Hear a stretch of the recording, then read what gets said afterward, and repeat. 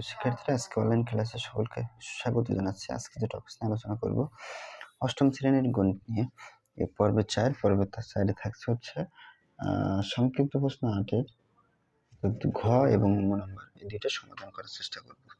তোমাদের কাছে রিকোয়েস্ট সম্পূর্ণ দেখার জন্য, কারণ স্টেপ বাই স্টেপ দেখলে হয় কি তোমাদের খুব সুন্দরভাবে বুঝতে পারবা, এবং এমনকি যে কোনো এই টাইপের অঙ্ক যদি আসো তোমরা অবশ্যই পারবা। দেখো, ঘ নম্বর যেটা অর্থাৎ আছে 5, 7, 9 এবং 11 সংখ্যাগুলোর প্যাটার্নটির বীজগণিতীয় রাশি নির্ণয় করে। বন্ধুরা, আমরা আগে দেখেছি কোন অঙ্কে আমাদের ক নম্বরের কথা যদি বলি, 8 ক নম্বর একটা প্যাটার্ন ছিল এরকম। বন্ধুরা, এটার অর্থ কি? এটা হচ্ছে সূত্র আছে অলরেডি, এটা দিয়ে আমাদের মানগুলো প্যাটার্ন অর্থাৎ তৈরি করতে হবে। আর বর্তমান যে একটা প্যাটার্নটার একটা সংখ্যাগুলো দেওয়া আছে না, এটা দিয়ে আমাদের সূত্র আবিষ্কার করতে হবে। এই হলো তফাৎ। এটা সূত্র দেওয়া ছিল, মান বের করতে হবে, মানগুলো দেওয়া আছে, এটা প্যাটার্ন অর্থাৎ সূত্র আবিষ্কার করতে হবে। এই হলো তফাৎ। এখন এটা যখন আমরা প্যাটার্নটির অর্থাৎ সূত্র তৈরি করব, আমাদের নিয়ম হচ্ছে আগে পার্থক্য বের করব। পার্থক্য যদি আমরা একটু বের করি তখন দেখতে পাবো, বাট পার্থক্য বের করার নিয়ম হচ্ছে 5 বিয়োগ 7 হবে না, 7 বিয়োগ 5। সবসময় পরবর্তী সংখ্যা বিয়োগ আগের সংখ্যা, মানে পূর্ববর্তী সংখ্যা। 7 বিয়োগ 5 মানে 2।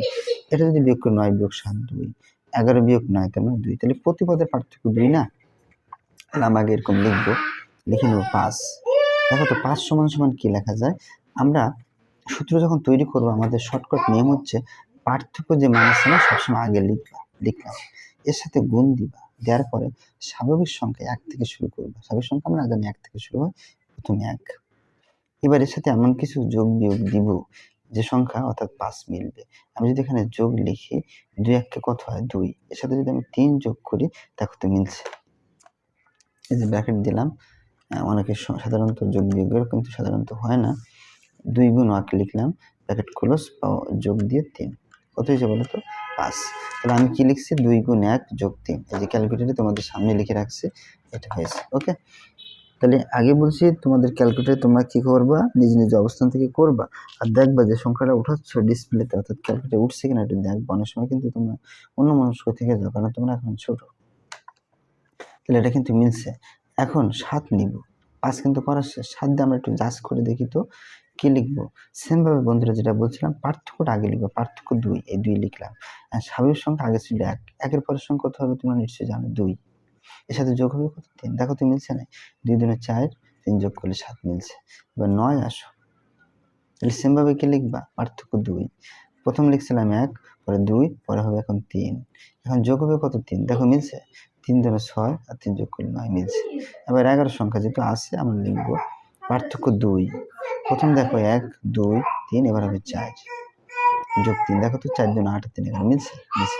তাহলে এই প্যাটার্ন যদি আমাদের মিলে যায়, তাহলে আমাদের সূত্রটা কেমন হবে? অর্থাৎ নিম্ন প্যাটার্নটা এক কথা আমরা লিখবো। আমরা যদি নিম্ন প্যাটার্নটা একবারে লিখি, নিম্ন প্যাটার্নটির বীজগণিত রাশি, প্যাটার্নটির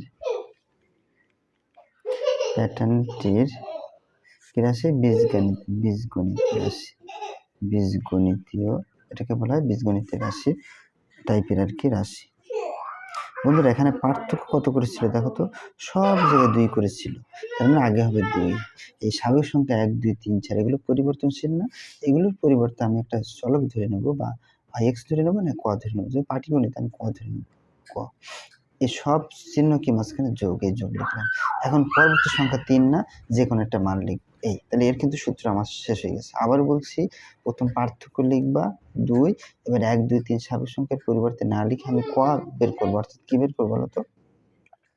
ক পদ বের করবো। ক পদ যখন বের করবো, তখন একইভাবে কি লিখবো? 2 গুণ এই 4 এর পরিবর্তে এখন হবে ক যোগ 3। এটাও লিখতে হয়। তোমরা যদি চাও স্যার ডট চিহ্ন দেওয়ার পরে এখানে ক পদ লিখবা, বা কতম প্যাটার্ন লিখবা, লিখতে পারবা, সমস্যা নেই। তা আমি এটা লিখে রাখছি। আর এটার থেকে আমাদের সূত্র আবিষ্কার এটা। পার্থক্যের মান 2, 1 2 3 যে স্বাভাবিক সংখ্যা আছে এর পরিবর্তে আমি ধরে নিয়েছি ক, আর চিহ্ন যোগ পরবর্তী সংখ্যা 3। ওকে, এই কিন্তু আমাদের সূত্র আবিষ্কার হয়ে গেছে কত সুন্দরভাবে। এখন আমরা যাব লাস্ট অর্থাৎ 5 নাম্বার। এখন এই অঙ্কে দেখো, মজার বিষয় হচ্ছে এই অঙ্কে আমাদের প্যাটার্ন দেওয়া আছে 3 ক যোগ 2, এটি মূলত অঙ্ক।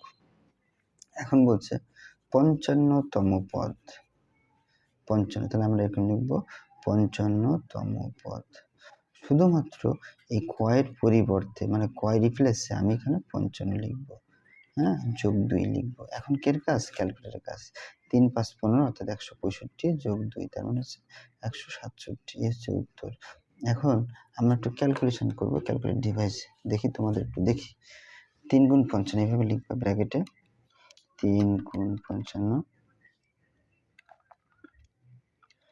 আগে 3 লিখবা, 3 55 লিখলাম, 3 গুণ 55 ব্র্যাকেট ক্লোজ, তারপরে যোগ কত 2 সমান চিহ্ন টিপ দেবে, একবার একটা মান আসবে 167। আমাদের উত্তর কত হয়েছে দেখো তো 167। আমি করছিলাম কিভাবে 3 গুণ 55 গুণ করলে 165 যোগ 2 167। এই তোমাদের দেখাই দিচ্ছি, তোমরা চাইলে একবারে করতে পারবা।